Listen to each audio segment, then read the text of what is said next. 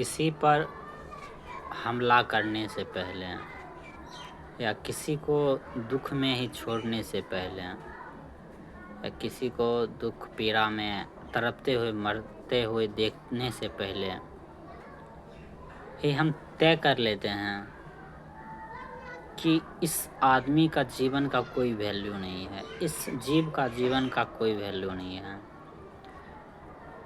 हम उसको ऐसे ही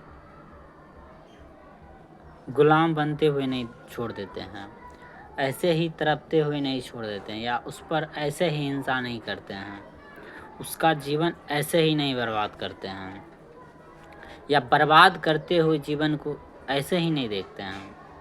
उसके पीछे कारण सबसे पहला तो यही होता है कि हम उसका जीवन का कोई वैल्यू ही नहीं देते हैं, कोई वैल्यू सिस्टम ही नहीं डालते हैं उसमें। अगर डालते भी हैं तो बहुत निम्न डालते हैं, यहाँ तक इतना डालते हैं कि उसका वैल्यू उतना ही है कि वो उसी लायक है, वो मरने के लायक, वो पीड़ा के लायक, वो दुख में रहने के लायक है, वो गुलाम ही रहने के लायक है।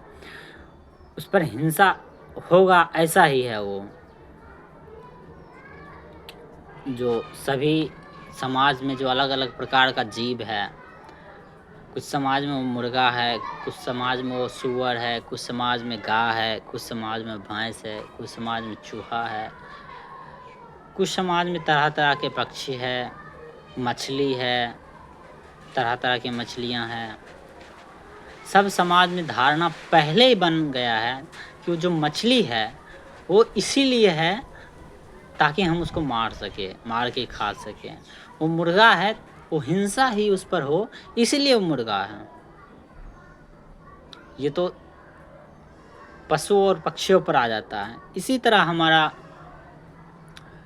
आ जाता है आदमियों को लेकर। आदमी इस टाइप का है, उसका अगर मान्यता अगर उस पर हम थोप दिए हैं इस जाति का है, तो इस जाति का नियम ही बन गया है कि वो दुख झेले, पीड़ा झेले, वो गुलाम होके रहे। स्त्री जाति है, उस पर पहले ही हम प्रक्षेपण डाल देते हैं, उसके साथ तो ऐसा होना ही है, ऐसा तो होना ही चाहिए, ऐसा तो होगा ही, उस पर जुर्म तो होगा ही, उसका पति उसको मारेगा ही। पतियों का काम ही है उसको समेट के रखना।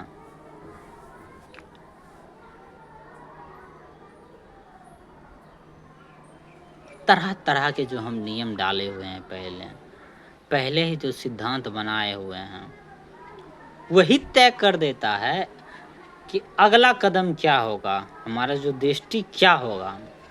हम पहले ही तय कर देते हैं वो पराया है, इसलिए उसको अगर दुख भी होता है तो वो पराया है। वो पराया है, अगर वो मर भी रहा है तो उसे छोड़ दो, उसे थोड़ा मोड़ा मदद कर दो, क्योंकि वो पराया है। तो पराया का भी सिद्धांत हम पहले ही बनाए हुए हैं। वो उस जाति का बच्चा है, उसको अगर शिक्षा नहीं मिले भी तो चलेगा, क्योंकि वो उस जाति का पहले ही दर्शन उस जाति का है, इसलिए उस जाति का शिक्षा चाहिए ही नहीं। वो उस धर्म का है, उस धर्म में ऐसा होता ही तो ऐसा करना ही उसको पड़ेगा और करना ही होगा। हमारा सारा सिद्धांत जो होता है जब पहले ही तय हो जाता है बन के, तो हम कर्म को भी नहीं रोक पाते हैं, उस कर्म को देख भी नहीं पाते हैं आखिर इसमें है क्या, वहाँ पर चल क्या रहा है। फिर हम जीवन भर ऐसे ही करते रह जाते हैं, हिंसा होते रहता है, आगे में दुख किसी को होते रहता है, पीड़ा किसी को होते रहता है, हम आंख बंद कर लेते हैं। और यही हमारा जीवन का दर्शन हो जाता है और यही हमारा जीवन भी हो जाता है।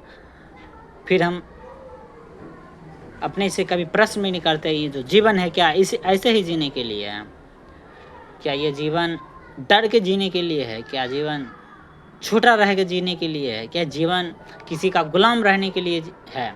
पर हम ऐसा नहीं करते हैं। हम खटाक दबर धारणा बनाते हैं, जो पहले से धारणा रहता है उसको प्रक्षेपण करते हैं और फिक्स कर देते हैं इसके साथ ऐसे ही होना चाहिए। फिर कोई सवाल जवाब नहीं होता, वो फाइल ही बंद हो जाता है। फिर वहाँ बस कर्म और क्रिया होता है और कोई सवाल जवाब नहीं।